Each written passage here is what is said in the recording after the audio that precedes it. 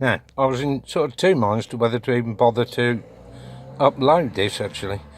Last video I was talking about the clutch release bearing and the easy way of getting it on and off. But I just thought I'd highlight this. If I just take the bearing off for a minute and just rest over there. The ends of these forks, actually, even when you get them new, they're not that great.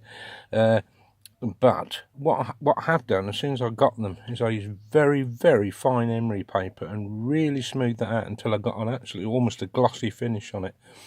And the reason being, I think, well, it's hard to know, but they do develop flat spots. But for sure, if you can get that really polished, you know, wet and dry on that curve, just, you know, check it by eye.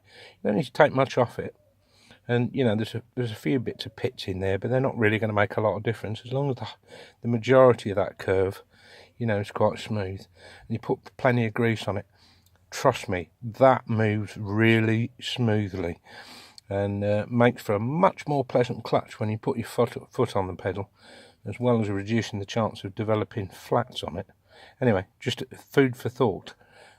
Check yours, particularly if you replace one of these, and just see how good that is on that curve there. Because in action, if I just put this back on,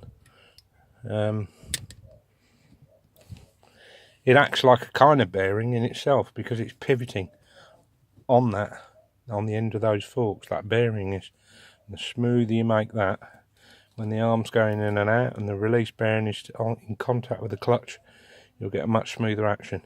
Anyway, just a thought. A couple of minutes spent just smoothing those off, you'll get a much nicer clutch. Hope that helps.